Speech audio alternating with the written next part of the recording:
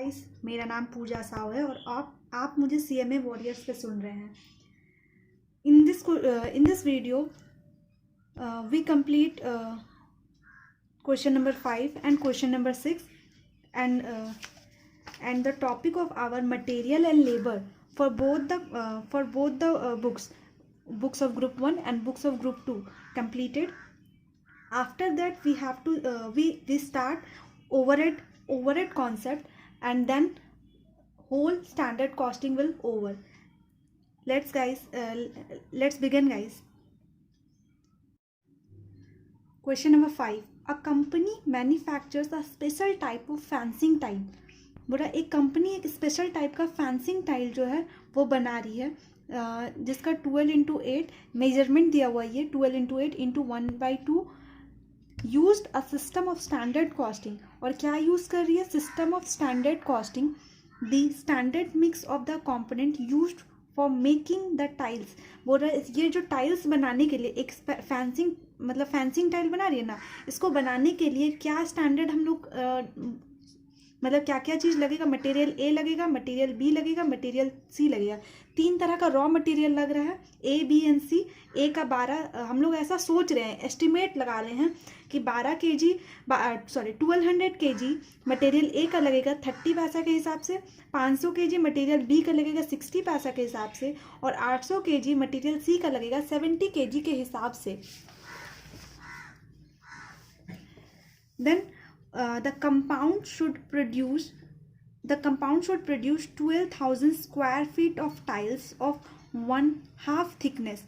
बोल रहा है कि 12,000 स्क्वायर फीट के लिए कितना टाइल्स जो लगेगा, ठीक है, वो प्रोड्यूस हो रहा है during the period in which 1 lakh tiles on the standard size were produced. बोल रहा है कितना प्रोड्यूस्ड, एक्चुअली में कितना टाइल्स प्रोड्यूस हो रहा है। एक तो हम लोग को यहाँ पे ये बोला है 12,000 स्क्वायर फीट के लिए जो टाइल्स लगाना है उतना प्रोड्यूस करना है, और हम लोग यहाँ बोल रहे हैं यहाँ पे 1 लाख टाइल्स प्रोड्यूस्ड हो गया है, ठीक है। द मटेरियल यूसेज वॉज, और मटेरियल यूसेज मतलब ये क्या दिया हुआ है आपको? एक्चुअल का डेटा दिया हुआ है। Material A, material B, material C, जिसमें मटेरियल ए लगा है 32 पैसा के हिसाब से, मटेरियल बी लगा 65 पैसा के हिसाब से, मटेरियल सी लगा है 75 पैसा के हिसाब से। मटेरियल ए 7,000, मटेरियल बी 3,000 और मटेरियल सी 15,000 का जरूरत है, और इधर अमाउंट दिया है। Present the figure, cost figure of the period showing the material price, mixture, सब यूसेज प्राइस। अगर आपको इस तरह से सब यूसेज बोल दिया अलग से निकालना, तो आपको सारा ही कुछ निकालना है। ये सारा मैंने आपको बता रखा है। चलिए आगे देखते हैं आंसर। इस क्वेश्चन को बनाने से पहले आपको कुछ चीज़ें समझनी पड़ेगी। वो कुछ चीज़ें क्या है? पहला है 1 square feet is equals to how much inch? That is 144 inch. As per the given in question में आपको क्या दिया हुआ है? 12 × 8 इज इक्वल्स टू 96 इंच। तो आपको क्वेश्चन में एक मेजरमेंट दिया है, वो क्या दिया हुआ है? 12 × 8 इंटू 1/2। तो 12 × 8 is equals to how much inch, मतलब वो कितना इंच बन रहा है। तो आप अगर उसको कैलकुलेटर पे करेंगे तो आपको समझ में आएगा that equals to 96 inch. That is 96 inch. इस क्वेश्चन में कहने का मतलब है कि हम लोग का जो एक टाइल है वो कितना एरिया कवर कर रहा है? 96 इंच कवर कर रहा है। मतलब मान लीजिए हम लोग को 12,000 स्क्वायर फीट के लिए चाहिए, ये एरिया पूरा 12,000 है, तो इसका ये छोटा सा पोर्शन, ये एक टाइल कितना कवर करेगा? 96 इंच। इसी तरह से फिर आगे देखते हैं, 1 square feet is equals to 144 inch. तो how much inch in 12,000 square feet? That 12,000 square feet is equals to 17,28,000 inch, मतलब 17,28,000 इंच बन रहा है। तो कैसे किए इसको? 12,000 को मल्टीप्लाई करेंगे, क्योंकि 1 square feet is equals to इतना इंच। तो 12,000 स्क्वायर फीट करेंगे तो निकालने पे आ जाएगा आपका 12,000 into 144 is equals to 17,28,000 inch. फिर नंबर ऑफ टाइल्स कैसे निकालेंगे? तो आपका एक टाइल कितना इंच कवर कर रहा है? 96 इंच। तो आपका 17,28,000 को अगर डिवाइड कर देंगे 96 से, तो आपको पता चल जाएगा कि कितना टाइल लगने वाला है। तो यहाँ पे आ जाएगा 18,000 टाइल, ठीक है। ये जो आपको दिया, ये आपको एज इट इज़ क्वेश्चन में दिया हुआ है, आप इसको उतार लीजिएगा एक्चुअल का डेटा से। ये 7,000, 3,000, 5,000 ये आपको क्वेश्चन में एज इट इज़ दिया हुआ है, ये आपको एज इट इज़ उतार लेना है। आपको स्टैंडर्ड का प्राइस भी जो भी दिया है वो उतार लेना है। आपको जो है इसको निकालना है। इसको कैसे निकालना है आप देखिए। स्टैंडर्ड क्वांट इसको हम लोग निकालने के लिए क्या बोलते हैं, वर्किंग नोट निकालते हैं। Standard quantity for actual output, standard quantity for actual output का मीन्स आपका स्टैंडर्ड इनपुट का रेशियो करेंगे स्टैंडर्ड आउटपुट से। तो 2500 इनपुट हम दे रहे हैं और बना कितना रहे, 18,000 टाइल। अब आप बोलेंगे ये 2500 कहाँ से आया, मैं आपको बतलाती हूँ कहाँ से आया है। ये देखिए स्टैंडर्ड हम लोग दे कितना रहे, 1200 plus 500 plus 800 that equals to 2500। 2500 आप डालेंगे, इनपुट लगाते हैं, क्योंकि ये हम लोग स्टैंडर्ड का देखते हैं ना, स्टैंडर्ड का इनपुट देखते हैं। तो 2500 इनपुट लगा रहे हैं, तो आप स्टैंडर्ड इनपुट कितना निकाल रहे हैं, ये आपका स्टैंडर्ड आउटपुट निकला है। तो 18,000 टाइल्स बनाते हैं। तो 1,00,000 टाइल्स हम लोग को बनाना है। एक्चुअल में बन रहा है, एक्चुअल में 1,00,000 कितना टाइल बना है, 1,00,000 टाइल। तो 1,00,000 टाइल बनाने के लिए हमको कितना इनपुट चाहिए होगा, दैट इज कहीं नहीं से कर लेते 13,888.88।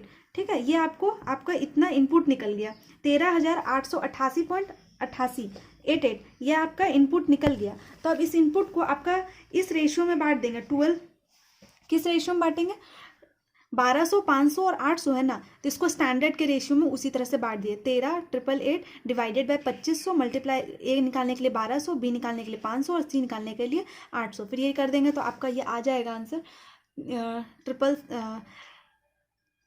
6,666.67, 2,777.76, 4,444.44। ये आपका स्टैंडर्ड आ गया। दैट इज दी हियर आपका स्टैंडर्ड का क्वांटिटी आ गया, रेट आ गया। आप इसको मल्टीप्लाई करके ये निकाल लेंगे। फिर इसके बाद तो आपको आता ही है निकालने, फिर इनका डिफरेंस ले लेंगे, इनका डिफरेंस लेके आप ये निकाल लीजिएगा, ये आ जाएगा। इसके बाद एज इट इज़ जो आपका फॉर्मूला है यूसेज निकालने के लिए, प्राइस निकालने के लिए, कॉस्ट निकालने के लिए, वो सारा कुछ सेम है। आपको कुछ भी नहीं करना है। आपको अब रिवाइज निकालने के लिए क्या करना होगा, इस 15,000 को डिवाइड करना होगा 13,888 से, और इससे मल्टीप्लाई, इसको ए निकालने के लिए इससे मल्टीप्लाई, बी निकालने के लिए इससे मल्टीप्लाई, सी निकालने के लिए इससे मल्टीप्लाई। तो आपका रिवाइज स्टैंडर्ड क्वांटिटी आ जाएगा। उसके बाद आपका ये पाँचों निकल जाएगा, कोई दिक्कत नहीं होगी आपको। If you have any problem you can message me on Telegram. चलिए गाइस, नेक्स्ट क्वेश्चन स्टार्ट करते हैं। नेक्स्ट क्वेश्चन क्या बोल रहा है, the standard mix of product M5 is as follows. M5 बनाने के लिए स्टैंडर्ड मिक्स क्या दे रहा है, ABC चाहिए। M5 बनाने के लिए ABC चाहिए आपको। अब ये डायरेक्ट नहीं दे रहा है, आपको रेशियो दे रहा है 50, 20, 30 का। इधर रेट दे रहा है, बोल रहा है standard loss of is 10% of unit. मतलब आप 100 देते हैं तो आपको आउटपुट कितना निकलेगा, 90 का, क्योंकि 10% जो आपका लॉस हो जा रहा है। There is no scrap value. Actual production for month was LB। Actual क्या प्रोडक्ट प्रोड्यूस हो रहा है, LB प्रोड्यूस हो रहा है 7240। ठीक है, ये आपका आउटपुट है of M5 from mixes of 80 mixes. Purchase and consumption are as follows. ये आपको परचेज दे दिया है 4160, 1680, 2560, और ये इधर प्राइस दे दिया, कैलकुलेट करने बोल रहा है वरायंस। आइए देखिए क्या करते हैं। इसमें सारा जो आपका क्वेश्चन में दिया है वही आप एज इट इज़ इसको लिख लीजिएगा। ये भी आपका दिया हुआ, ये भी दिया हुआ, इसका आप निकाल लीजिएगा। फिर उसके बाद आपको ये प्राइस दिया हुआ ये लिख लीजिए। ये आप कैसे निकालते हैं, ये आपने बहुत बार कर रखा है। 100 देने पे 90 का आउटपुट आ रहा है, तो 7240 देने पे कितना का इनपुट लगेगा, तो इतना कर लेंगे। 100 डिवाइडेड बाई 90 मल्टीप्लाई बाई 7240, तो इतना आपका लगेगा कितना, 8044।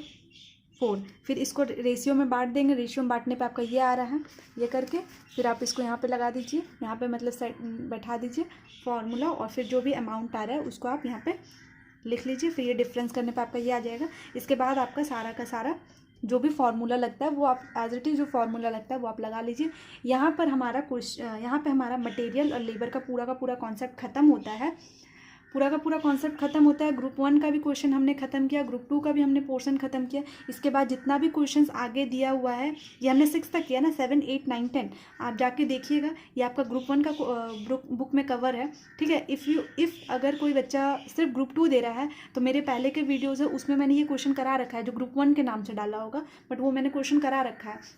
और इसके बाद 10 नंबर से हमारा एक नया कॉन्सेप्ट स्टार्ट होगा। स्टैंडर्ड का ये नया है और ये आखिरी कॉन्सेप्ट है, दैट इज़ ओवरहेड का कॉन्सेप्ट। इसके बाद हम लोग ओवरहेड का कॉन्सेप्ट देखेंगे और उसके बाद का जितना भी ओवरहेड का क्वेश्चन है वो देखेंगे। ठीक है, that's it guys, thank you.